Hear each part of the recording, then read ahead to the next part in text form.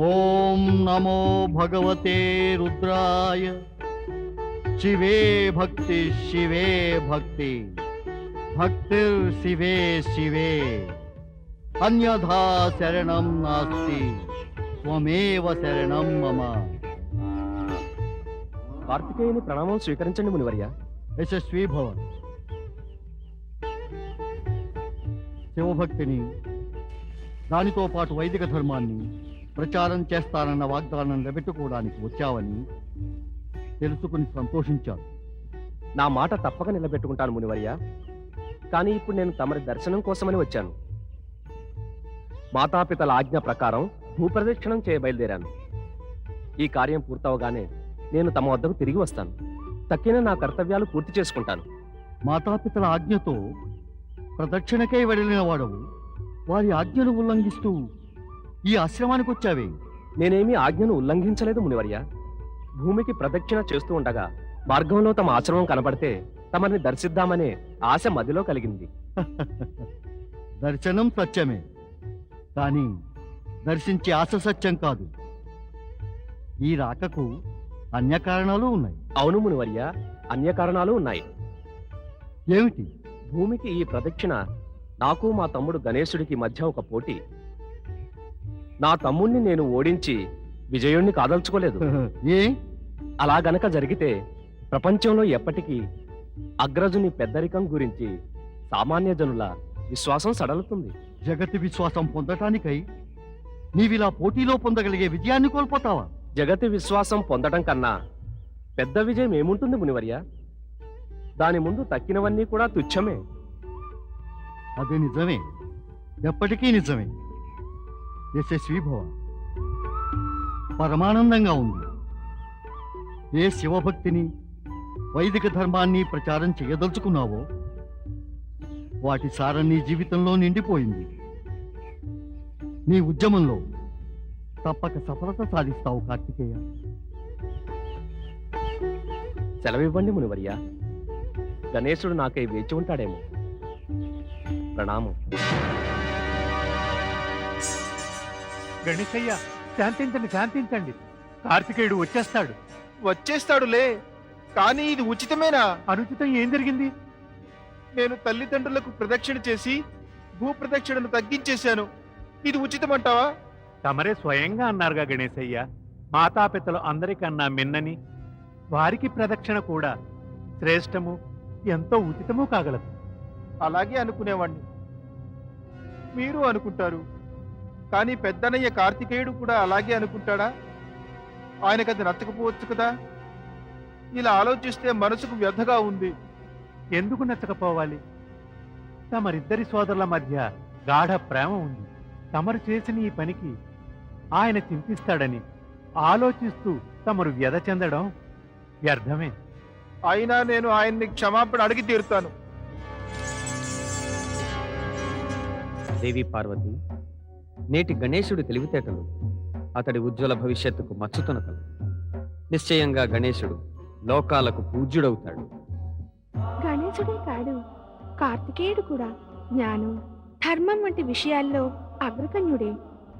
అతడు కేవలం ఋషులు మునుల యొక్క సాంగత్యం కోరడమే కాకుండా వారతడి ఉపదేశం వినాలని ఉవ్విళ్ళూరుతారు. తన మాతాపితలంటే అతడి మదిలో ఆదరము, గౌరవం ఉంది. తన తమ్ముడు గణేశుడంటే గాఢమైన ప్రేమ ఉంది. నాకు అనిపిస్తున్నది ఏమిటంటే, గణేశుడికి విజయం కలిగించాలనే తిరిగి రావడం ఆలస్యం చేస్తున్నాడేమో. నీవంటున్నది నిజమే కావచ్చు. కార్తికేయుడు తిరిగి వచ్చేదాకా ఇప్పుడు ఆ విషయం గురించి నిశ్చయంగా ఏమీ చెప్పలేం. గణేశుడు అతని కోసమే నిరీక్షిస్తున్నాడు.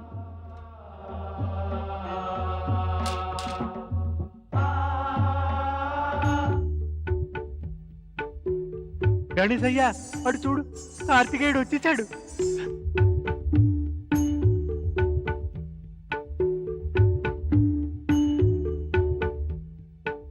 శివనందనుడు కుమార కార్తికేయునికి, శివనందనుడు కుమార కార్తికేయునికి.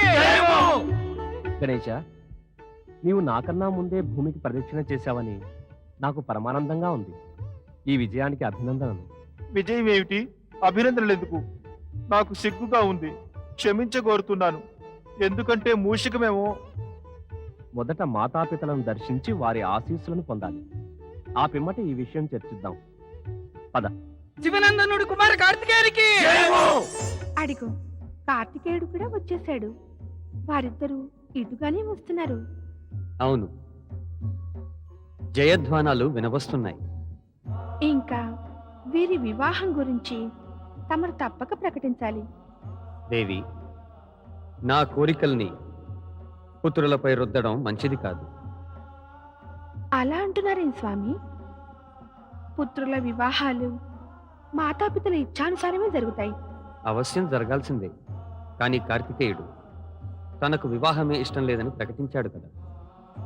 అతడు ధర్మకార్య లోక కళ్యాణ తత్పరుడు. శివనందనుడు కుమార కార్తికేయునికి గౌరీపుత్రుడు గజానన గణేశునికి పరమశివుడు గౌరీ శంకరులకు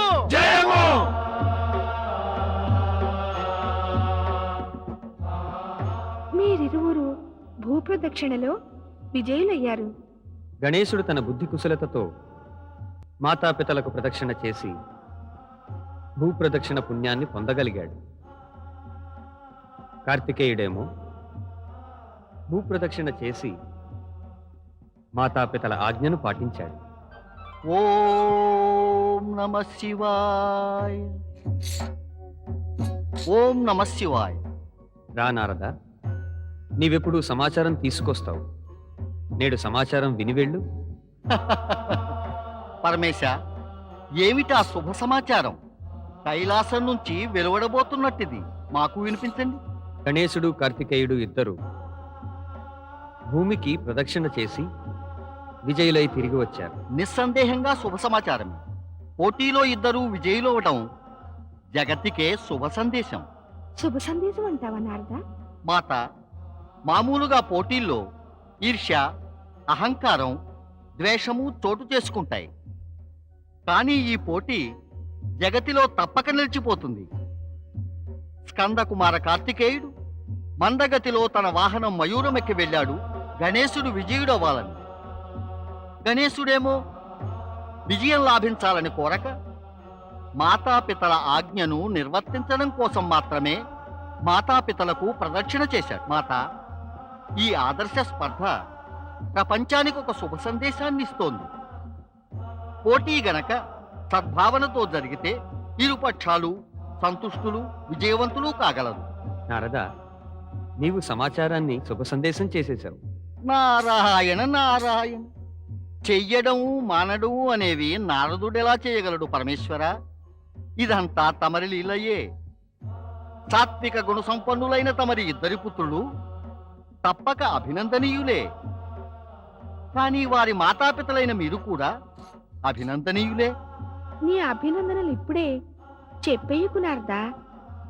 మేము త్వరలోనే ఇద్దరి వివాహము చేదలిచాం. అప్పుడు చెప్పు నీ అభినందనలు. నేను వీరిద్దరికీ కన్యలను చూసేశాను. పరమేశుని ఇచ్ఛానుసారం విశ్వరూప మహారాజుకు తమ సందేశాన్ని అందజేశాను. ఆయన తన పుత్రికలతో సహా ఈ విషయం విన్నవించడానికి ఇక్కడికి వచ్చారు కూడా. మాత, పరమేశ, తమరికి ఆలస్యం చేయరాదు. నేను శీఘ్రమే తమరి నిర్ణయం గురించి ఆయనకు చెబుతాను. వద్దు దేవర్షి, వద్దు. అది అసంభవం. అసంభవమా? నారాయణ నారాయణ. కైలాసపు పుణ్యధరిత్రిపై శక్తి రూపిణి పార్వతీమాతకు, ముల్లోకాల అధిపతి భక్తవత్సలుడు పరమేశ్వరుని గుణసంపన్న పుత్రుడు కుమార కార్తికేయునికి అసంభవమేమిటి? ఈ సత్యం శక్తిని సామర్థ్యాన్ని పరిచయం చేస్తుంది దేవర్షి. కానీ వివాహ విషయం ఎంతో భిన్నమైనది. వివాహం చేసుకోరాదనే నిర్ణయం నేను ఇంతకు ముందే స్పష్టం చేశాను. ఈ విషయంలో మరి నన్ను బలవంతం చేయకపోవడం నాకు మంచిది. ఇక నన్ను దక్షిణ క్షేత్రం వెళ్లేందుకు అనుమతించండి. అప్పుడు నేను అగస్త్యమునికిచ్చిన మాటను నిలబెట్టుకోగలుగుతాను. పెద్దన్నయ్య కార్తికేయ, తమరు వివాహం చేసుకోకపోతే నేను కూడా ఆజన్మ బ్రహ్మచారిగా ఉంటాను. నీవెందుకు వివాహం మానివేయడం? తమరు నేను అడిగేది అదే. నేను ఎన్నో మార్లు స్పష్టం చేశాను. నేను ధర్మాన్ని, శివభక్తిని ప్రచారం చేసే పని పూర్తి చేయాలి. నా జీవితపు ఉద్దేశము, మార్గము వేరు. వివాహం వాటికి అడ్డొస్తుంది. కానీ నీకు అటువంటిదేమీ లేదు కదా. నీవిక వివాహం చేసుకోవలసిందే. గణేశ, మనం కార్తికేయుణ్ణి వివాహానికి బలవంత పెట్టలేము. స్థితి స్పష్టమే. ఇక నీవు వివాహం చేసుకుతీరా. మేము విశ్వరూపునికి మాట ఇచ్చేశాం. ఇక బుద్ధి సిద్ధిల వివాహం గణేశుడితోటే చెయ్యాలి. నారదా, నీవు విశ్వరూపుని వద్దకు వెళ్ళి ఆయనకు తెలియజేయి. వివాహానికి సన్నాహాలు ఆరంభించమను. కార్తికేయ, నీవు గణేశుడి వివాహం అయ్యాకనే దక్షిణానికి వెళ్ళగలవు. తమరి ఆజ్ఞ మాత. నేను గణేశుడి వివాహం అయ్యాకనే దక్షిణానికి వెళ్తాను. అంటే గణేశుని వివాహానికి శుభారంభం శుభకరమేనన్నమాట, మంగళకరమేనన్నమాట. అనండి, మంగళమూర్తి గజానన గణేశుడికి, మంగళమూర్తి గజానన గణేశుడికి. శ్వేతాంగో సరనేత్రహస్తి వదన కంఠే చ ముక్తావళీ దేవానాం ప్రముఖోస్తి శంకరసుతో షచ్చంద్రవచ్ఛాంతిదః విఘ్నానాం ప్రతికారకార్యకుశల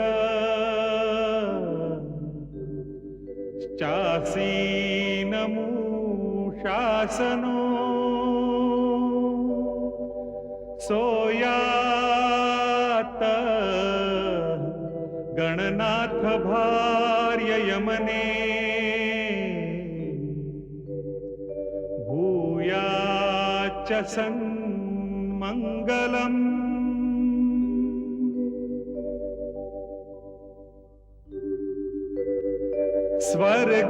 స్వర్గంగా సురభిశ్చ దైవ తతరు సూర్యాచ భా కౌముదీ సిద్ధిం పుణ్య వివాహ కార్యపరకా దృష్ట్వా చ సమ్మోహితాః తద్వద్ బుద్ధి వివాహ కార్యకరణే మజ్జంతి దిగ్దేవతాః ఇత్థం సిద్ధి సుబుద్ధిదంతి యమనే కుర్వంతు వో మంగళం. నారాయణ నారాయణ. వచ్చిన భక్తులారా, జాగ్రత్తగా వింటే మీకే లాభం. గణేశుడు పరమేశ్వరునికి, పార్వతీమాతకు పుత్రుడవటం వల్ల విఘ్నహర్త, సుఖకర్త అని తెలుసు కదా. కానీ అతడి వివాహం జరిగాక ఆయన శక్తి సామర్థ్యాల్లో వృద్ధి కలిగింది. ఎందుకంటే అతడితో పాటు ఉన్నారు బుద్ధి, సిద్ధి. ఎవరైనా భక్తులు గణేశుడితో పాటు బుద్ధిని, సిద్ధిని కూడా ఆరాధిస్తే వారికి బుద్ధి, సిద్ధియే కాక వృద్ధి, వైభవం, ఐశ్వర్యం అన్నీ ప్రాప్తిస్తాయి. అందువల్ల ఓ భక్తులారా, భక్తి శ్రద్ధలతో నాతో పాటు ఉచ్చరించండి. ఓం శ్రీ గణేశాయ నమః. ఓం శ్రీ గణేశాయ నమః. ఓం శ్రీ గణేశాయ నమః. ఓం శ్రీ గణేశాయ నమః. ఓం నమః శివాయ. ఓం నమః శివాయ. జయ గౌరీ శంకర. జై గౌరీ శంకర. తేజస్వి యశస్వి భవ. యశస్వి భవ.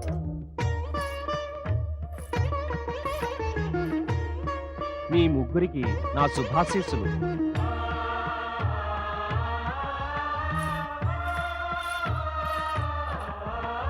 లోక కళ్యాణం కావిస్తూనే ఉండండి. నేను ఇంకా తల్లిదండ్రుల ఆశీస్సులు పొంది దక్షిణ దిశగా పయనిస్తాను.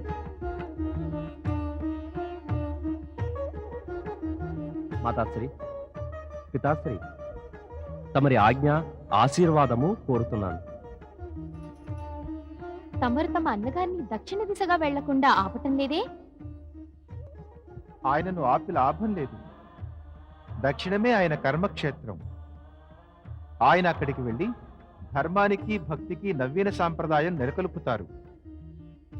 అక్కడ ఆయన తక్కిన దేవతల కన్నా ఎక్కువ పూజ్యులవుతారు. ఆరుముఖం, షణ్ముఖం, సుబ్రహ్మణ్యం ఇత్యాది పేర్లతో దక్షిణ వాసులు ఆయనను పూజిస్తారు. ఓం నమః శివాయ. ఓం నమః శివాయ. ఓం నమః శివాయ. ఓం నమః శివాయ.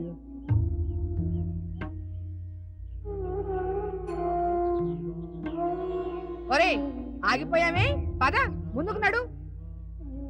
కాస్త విన్నమ్మా, జాగ్రత్తగా విను. ఏం వినాలి? నీకేమీ వినిపించటమే లేదా అమ్మా? నా ఈ రెండు చెవులకు ఏమీ వినిపిస్తున్నట్టు లేదు. అయినా నీకేమైనా 4 చెవులున్నాయా? అసలు ఏమిటిది? నేను వినలేకపోయినది నీవు వింటున్నదిను. అబ్బా, చెవులతో కాదు, మనసుతో వినమ్మా, మనసుతో. అప్పుడు నీకు కూడా వినిపిస్తుంది. ఏం వినిపిస్తుంది? ఓం నమః శివాయ. ఓం నమః శివాయ. ఓం నమ శివాయ. ఒరే నాయనా శ్రీకర, నాయనా శ్రీకర,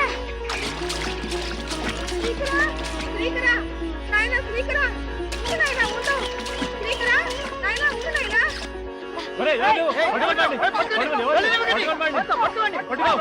నాయనా శ్రీకర, బాబు ఎక్కడున్నావు? నాయనా ఉండు నాయనా శ్రీకర. ఓం నమః శివాయ. ఓం నమః శివాయ. ఓం నమః శివాయ. ఓం నమః నమః శివాయ. శివాయ. ఓం నమః శివాయ. ఓం నమః శివాయ. ఓం నమః శ్రీకర, శ్రీకర, నాయనా శ్రీకర, బాబు క్షమించండి మహారాజా, తెలియని పసివాడు ఆగమన్నా కూడా లోనికి వచ్చేశాడు. మూర్ఖ బాలుడు, క్షమించండి మహారాజా. వాణ్ణి మూర్ఖుడు అంటావే అమ్మా?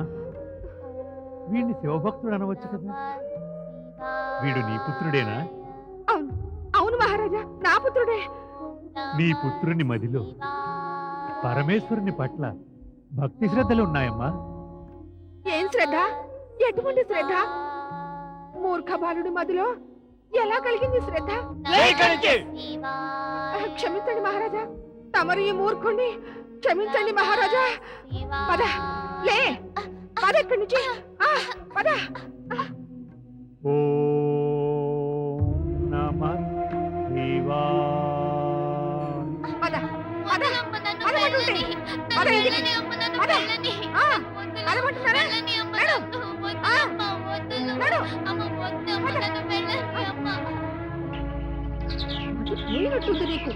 నీ బుద్ధి గడ్డి తిన్నట్టుంది. ఒరే నువ్వు మహల్లో దూరం సరే రాజుగారి పూజ గదిలోకి వెళ్తావా?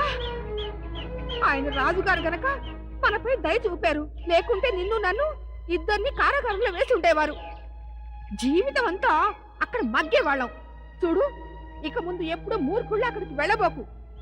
కానీ అమ్మా, నేను కావాలని అక్కడికి ఏవీ వెళ్ళలేదు.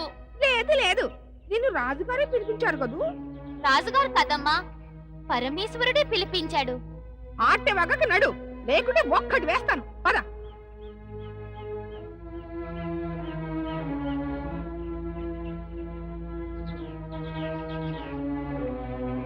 పద నడు ఇంటికి పద పద ఆ.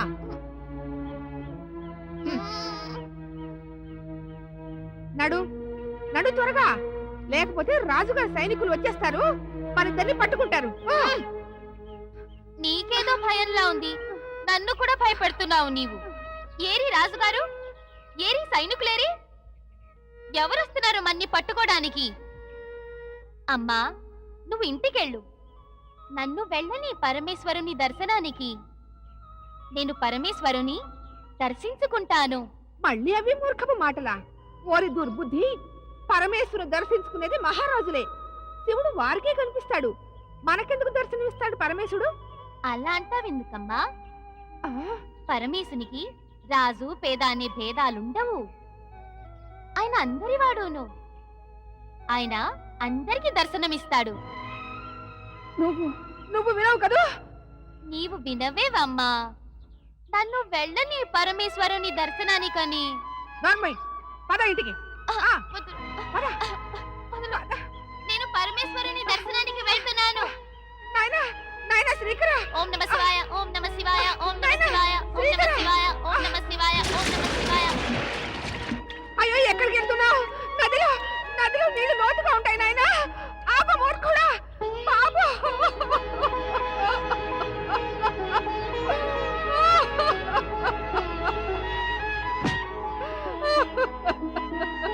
బాబు శ్రీకర, అయ్యో వాడిని కాపాడండి. నా బిడ్డ, నా శ్రీకరుడు, అయ్యో దిగిపోయాడు నదిలో. అయ్యో శాంతి. అసలు తినేస్తాయి వాడిని. ఊరుకోమ్మా, అయ్యయ్యో. ఊరుకో గోపా, నేను- నువ్వు ఊరుకో, నేను- ఊరుకో, నేను ఊరుకో. వస్తున్నానండి బాబు. ఊరుకో. అయ్యో ఊరుకో. శ్రీకర. నువ్వు ధైర్యంగా ఉండు గోపా, శాంతి. ధైర్యంగా ఉండమ్మా. అవునా బాబు?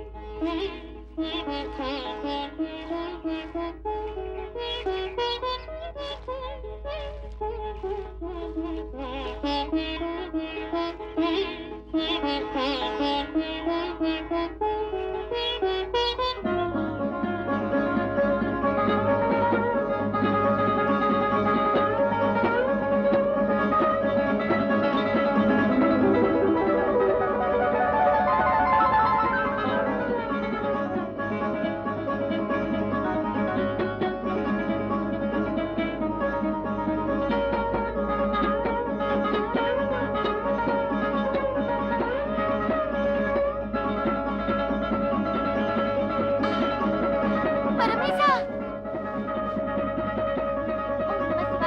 ఓం నమ శివాయ, ఓం నమ శివాయ, ఓం నమ శివాయ, ఓం నమ శివాయ, ఓం నమ శివాయ, ఓం నమ శివాయ,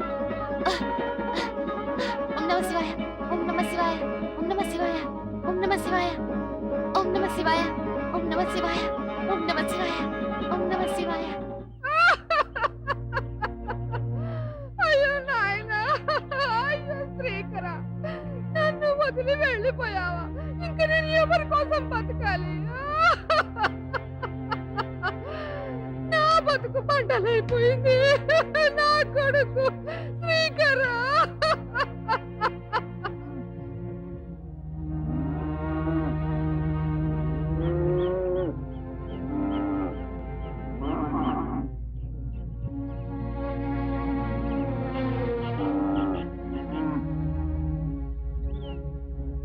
గోపా నదీ తీరాన్ని ఏడుస్తూ కూర్చుంది, ఏడుస్తూనే కూర్చుంది. ఏమైంది నాకే? ఆమె కొడుకు శ్రీకరుడు ఎక్కడికో పారిపోయినట్టున్నాడు. పారిపోయాడా? ఎక్కడికో వెళ్ళుంటాడు, వచ్చేస్తాడు. అతడు శివభక్తితో పిచ్చివాడే నదిలోకి దికేశాడు. ఇప్పుడు పాపం ఆ గోప ఏడ్చేచి ఎలా ఉందో ఏమో.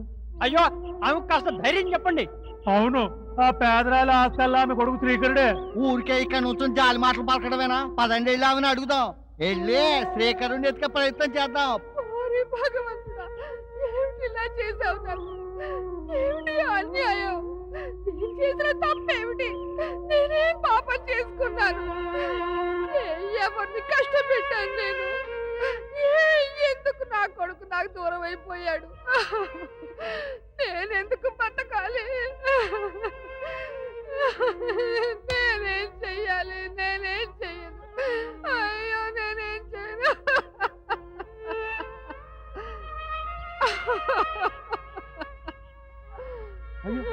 ఏమైంది గోపా? ఏం చెప్పను. ఎక్కడున్నాడో ఏమో తెలిస్తే నేను అక్కడికే వెళ్ళను. ఏంటి, నీ కొడుకు శ్రీకరుడు ఎక్కడున్నాడో కూడా తెలీదా? కేవలం ఇంతే తెలుసు. వాడు పరమేశ్వరుడు దర్శిస్తానంటూ మొండిగా షిప్లా నదిలో దూకేశాడు. అంతే, మరి బయటికి రాలేదు. ఏంటి, శిప్రానంలో దూకేశాడా? శివదర్శనానిక? నీవు ఆపలేదు వాణ్ణి. ఎలాంటి తల్లివమ్మా? నీవు దూకాల్సింది వాడి వెంట. ఎవరు వాడిని నీటి నుంచి లాగేలేరా? అక్కడ ఎవరు లేరా? ఏ ఉన్నా ఏమయ్యేది? ఎవరికి ఈత రాదు కదా. ఏమయ్యాడో మావాడు? మునిగిపోయాడు లేక మొదలు ఏదైనా? లేదు గోపా, లేదు. పరమేశ్వరుని నమ్ముకున్నోర్ని పరమేశ్వరుడు అలా చావనివ్వలే. అన్ని కాపాడతాడు. అవును, పరమేశ్వరుడు అని రక్షించే ఉంటాడు. వాడు బతికే ఉంటాడు. పిన్ని పిన్ని శ్రీకరుడు బతుకున్నాడు. ఏమిటి? ఏమన్నా? అవును పిన్ని, శ్రీకరుడు చావలేదు. ఎక్కడ? ఎక్కడున్నాడు వాడు? వాడు నదికి ఆ ఒడ్డున ఉన్నాడు. అక్కడ అక్కడేం చేస్తున్నాడు? పరమేశ్వరుణ్ణి పూజిస్తున్నాడు. నదికి అవతల పూజ చేస్తున్నాడా? ఒక్కడే? లేదు పిన్ని, వాడొక్కడే లేడు. వాడితో పాటు రాజు సైనికులు ఉన్నారు. సైనికులా? రాజుగారి మహల్లో దూరాడుగా, అందుకని సైనికులు పట్టుకొచ్చి ఉంటారు. ఏం కష్టాలు తెచ్చిపెట్టాడు. నాయనా శ్రీకరా, నేను వస్తున్నాను నీ వద్దకు. నాయనా శ్రీకరా. ఓం నమః శివాయ, ఓం నమః శివాయ, ఓం నమః శివాయ, ఓం నమః శివాయ, ఓం నమః శివాయ, ఓం నమః శివాయ, ఓం నమః శివాయ, ఓం నమః శివాయ, ఓం నమః శివాయ, ఓం నమః శివాయ, ఓం నమః శివాయ.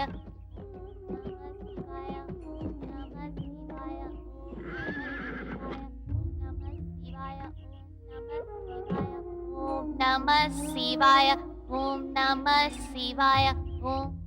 మహారాజా రిపుదమన, ఏమిటి సింహాదిత్య మహారాజా? చూస్తున్నారుగా? చూస్తున్నాను, అర్థమూ అవుతుంది. చంద్రసేన మహారాజు నగరంలో చిన్న కుర్రవాళ్ళు కూడా శివ పూజలు చేస్తుంటారన్నమాట. ఓం నమః శివాయ. ఏ రాజ్యంలో పిన్నలు పెద్దలు అంతా తమ పనులను మానుకుని పూజలలో మునిగి ఉంటారో అక్కడ ఆత్మరక్షణ, నగర రక్షణ గురించి ఆలోచించడమే అనవసరం. నగర రక్షణ ప్రశ్నే తలెత్తదు. సింహాదిత్య మహారాజా, నేననేదేమంటే, ఇక్కడ చంద్రసేన మహారాజు స్వయంగా అహోరాత్రాలు శివభక్తిలో మునిగి ఉంటే ఇక్కడి ప్రజలు అసలు తమ రక్షణ గురించి ఎలా ఆలోచించగలరు? ఒకవేళ ఆలోచించినా కూడా చేయగలిగేదే ఉంది. రాజుగారే దుర్బలుడవుతే ఇక్కడి ప్రజలు కూడా మరింత దుర్బలులవుతారు. ఓం నమః శివాయ, ఓం నమః శివాయ. రాజ్యంలో రాజు ప్రజలు కూడా అజాగరూకులైతే విదేశీయులు ఈ పరిస్థితిని ఉపయోగించుకుని తీరవలసిందే. అంటే తమకు అర్థం కాలేదా? తమ అభిప్రాయం స్పష్టం చేయండి రిపుదమన మహారాజా. ఎంత స్పష్టంగా చెప్పాలి? ఓం నమః తమరు రాజు కదా. శివాయ. ఇతర రాజులు మాట్లాడే రాజకీయ పరిభాష తమకు తెలియవలసిందే. రాజకీయాల్లో ఏదీ స్పష్టంగా ఉండదు. అవును, రాజకీయాల్లో సాంకేతిక భాషే ఉంటుంది. మూర్ఖులు మాత్రం దీన్ని కపట భాష అనుకుంటారు. ఇప్పుడు మూర్ఖుల సంగతి మనకెందుకు? అసలు విషయం ఆలోచిద్దాం. విషయము ఆలోచన మనకు హితం కూర్చేది. ఈ ఉజ్జయిని నగరపు రాజు చంద్రసేనుడు సతతము శివభక్తిలో మునిగి ఉంటాడు. పాలనలో అతడి పట్టు సడలిపోయింది.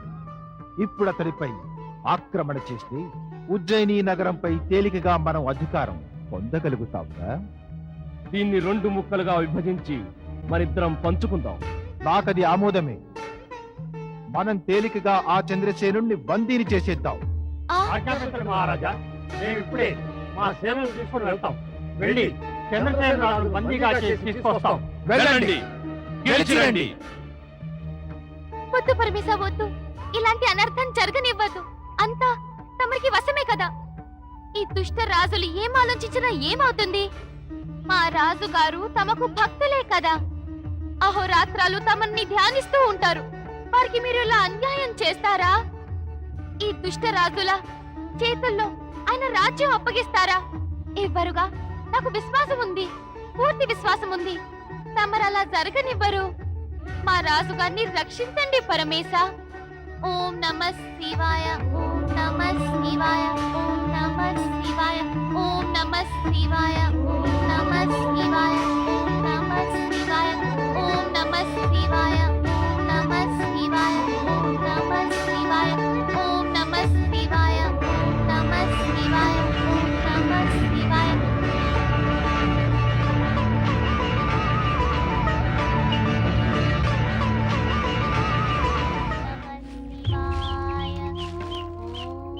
నమః శివాయ, ఓం నమః శివాయ, ఓం నమః శివాయ, ఓం నమః శివాయ, ఓం నమః శివాయ, ఓం నమః శివాయ, ఓం నమః శివాయ, దగ్గరా ఓం లే, నమః లే, అయ్యో, లే. బాగానే ఉంది కానీ నీ భక్తి. ఉండు, లే, ఉండమ్మా. లే, అమ్మ, విను. పద, పద. అమ్మ, కాస్త వినమ్మా. వద్దు, నేను ఇంకేమీ వినబోటం లేదు. పద, ఇంటికి పద. అమ్మా, పూజార్చనలకు అడ్డు రావద్దమ్మా. చెప్పేవులే, భక్తుడివి, మహాభక్తుడివి. పద. అమ్మా, అమ్మా, అమ్మ పాపం చుట్టుకుంటుందమ్మా. చుట్టుకొని అమ్మా, పరమేశ్వరునికి కోపం వస్తుంది. వస్తే రాని. పద, ఇంటికి పద. రాను. ఒరే విను, వినమంటే. ఓ పరాత్పర, మా అమ్మను క్షమించండి. ఆవిడకి ఇంకా తమని గురించి ఏమీ తెలీదు. అందువల్ల ఇలా ప్రవర్తిస్తోంది. ఆమెను క్షమించండి పరాత్పర, ఆమెను క్షమించండి. పరాత్పర, ఆమెను క్షమించండి. ఓం నమః శివాయ, ఓం నమః శివాయ. ఓరి మహాపండితుడా, అమ్మకేమీ తెలియదు గాని నీకంతా అంతా తెలిసిపోయిందన్నమాట. ఇక నోరు మూసుకొని వస్తావా రావా? రాను. రావు అయితే చూసుకో. అమ్మా! పరమేశ! పరమేశ! పరమేశ!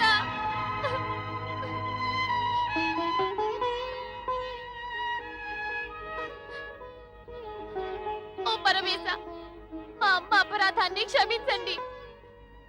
ఆమెను క్షమించండి ప్రభు. నువ్వు రావటం లేదు? లేదు, రావు. రాను.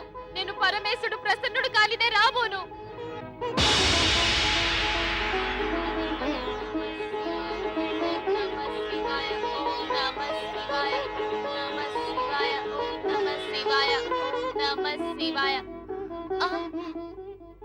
పరమేశ!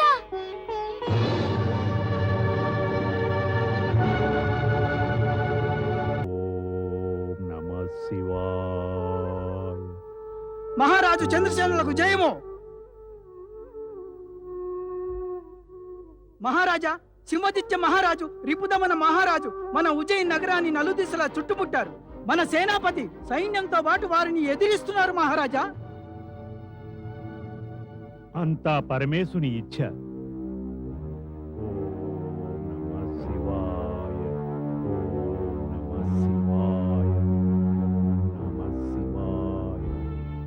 మాకేమి ఆజ్ఞ పితాశ్రీ? అదే నేను ఆలోచిస్తున్నాను. ఈ పరిస్థితిలో మనం ఏం చేయాలి? సింహాదిత్యుడు, రిపుదమనుడి సైన్యాలు మన ఉజ్జయిని నగరాన్ని నలుదిశలా చుట్టుముట్టాయి. వారు నగరంపై దాడి చేసి చంద్రసేన మహారాజును బందీ చేసి ఇక్కడ తమ ఆధిపత్యాన్ని నెలకొల్ప చూస్తున్నారు. మేము అలా జరగనేమో. మనం శత్రువులతో యుద్ధం చేద్దాం. అవడానికి మనం బ్రాహ్మణమైన మన జన్మభూమిని రక్షించడానికి మనం పోరాడాలి. అవును పితాశ్రీ, మనం యుద్ధం చేయాలి. పుత్రులారా, రాజన్న రాజ్యమన్నా మీకున్న పవిత్ర భావాలకు సంతోషిస్తున్నాను. నాకు గర్వంగా ఉంది. కానీ ఈ సమయంలో భావాల ఉద్వేగం మనకు పనికిరాదు. మనం బ్రాహ్మణులం. యుద్ధం చేసే కళను, కౌశల్యాన్ని ఏమీ ఎరుగని వారం. అస్త్రశస్త్రాల ప్రయోగం మనకు తెలియదు. ఈ పరిస్థితిలో యుద్ధం చేయబోవటం ఆత్మహత్యతో సమానం. అయితే మరి మనం ఏం చేయాలంటారు? చేసేదేదో చంద్రసేనుడే చేయాల్సింది. ఆయన ఏం చేసి ఉండవలసింది? యుద్ధం చేసి ఉండాల్సింది.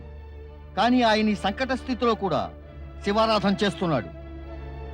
నాయనా దేవప్రియ, శివారాధన చేస్తుండటం అనుచితమా? ఇప్పుడా? ఈ సంకట స్థితిలోన ఇలా రాజ్యాన్ని శత్రువులు నలుదిశలా కమ్మేసినప్పుడా? ఎప్పుడైనా ఆక్రమణ జరగవచ్చు కదా. రాజ్యాధిపతి పూజార్చనలో మునిగి ఉన్నాడు. ఎంత ఆశ్చర్యం! అన్నయ్య, యుద్ధం చేయవలసిన వారేమో పూజలు చేస్తున్నారు. అంచేత పూజలు చేయవలసిన వారు యుద్ధం చేయడం అవసరం అవుతోంది.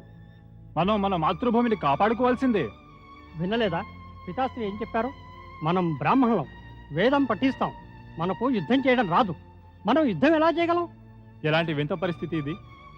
యుద్ధం చేయగలిగిన చంద్రసేనుడేమో పూజలు చేస్తున్నప్పుడు మన వంటి పూజలు చేసే వైదికులకు యుద్ధం చేతకాదంటారా? పరమేశ్వరునితో ప్రతివారు ముడిపడిన వారే కావటానికి వైదికులైనా యోధులైనా సరే. అందుకే ఆ చంద్రసేనుడు యోధుడే ఉన్నప్పటికీ శివభక్తుడు కూడా. పితాశ్రీ, ఇది కూడా నిజమే కదా. ప్రతి ఒక్కరూ తమ జన్మభూమికి, తమ మాతృభూమికి చెందినవారని. భూమిపై పుట్టిన తరువాత ఆ పరమేశుడు తండ్రి రూపంలో, ధరిత్రి తల్లి రూపంలోనూ మనుష్యులను పెంచి పెద్ద చేస్తారు. పరమేశునితో కలిసి ఉండటం ఎంత అవసరమో మన జన్మభూమితో కలిసి ఉండటం కూడా అంతే అవసరం. చంద్రసేన మహారాజు రాజ్య ప్రజల హితం కోరి ఇప్పుడు శివారాధనకు కాదు, యుద్ధానికి సన్నద్ధుడు కావాలి. నాయన, ఎవరు ఏం చేయాలి అనే తర్కంలో పడటం మాని మనం మన కర్తవ్యాన్ని నెరవేర్చాలి. ఓ సంగతి తెలుసుకో, ఆ పరమేశ్వరుణ్ణి ఆరాధిస్తున్న చంద్రసేన మహారాజును ఆ శివుడే కాపాడుతాడు. పరిస్థితి ఇలా ఉంటే ఇక మనం చింతకు, ఈ తర్క వితర్కాలకు లోనవుడు ఎందుకు? నీవు కర్తవ్య విముఖుడవయ్యే ప్రయత్నం చేయకు నాయనా. ఇప్పుడు మనకింక మిగిలిన కర్తవ్యం ఏముంది పితాశ్రీ? కర్తవ్యం ఏదో చంద్రసేన మహారాజే నిర్వర్తించాలి. పెద్దవాడవయ్యావని మహా తెలివైన వాడిలా నీవు తర్క కుతర్కాలు చేస్తున్నావా? ఇది గుర్తుంచుకో, జ్ఞానంలో నీ తండ్రి నీకన్నా పెద్దవాడేనని. ఒకటి మాత్రం మర్చిపోవద్దు, పరిమితులను నియమాలను ఉల్లంఘిస్తే అవి పైకి రానివ్వక మిమ్మల్ని అణగదొక్కుతాయి. అక్కడి నుంచి పైకి రావటం కష్టమే కాదు, అసంభవం కూడా. క్షమించండి పితాశ్రీ, అనుచితమేమీ అనలేదనుకుంటాను. అనకపోవటమే. నేడు చంద్రసేన మహారాజు కర్తవ్యాలు నేర్పుతున్నావు, రేపు నాకు నేర్పుతావు. లేదు, ఎన్నడూ లేదు. నలుగురు సోదరులము తమరి మాట వింటాం ఎప్పటికీ కూడా. ఇప్పుడు కర్తవ్యం మాట వచ్చింది కనుకనే చంద్రసేన మహారాజు మాట ఎత్తాను. పరిమితిని, నియమాలను ఉల్లంఘించాలనేది నా ఉద్దేశం కాదు. నన్ను క్షమించండి పితాశ్రీ. మమ్మల్ని ఆజ్ఞాపించండి, ఇక మేమేం చేయాలో.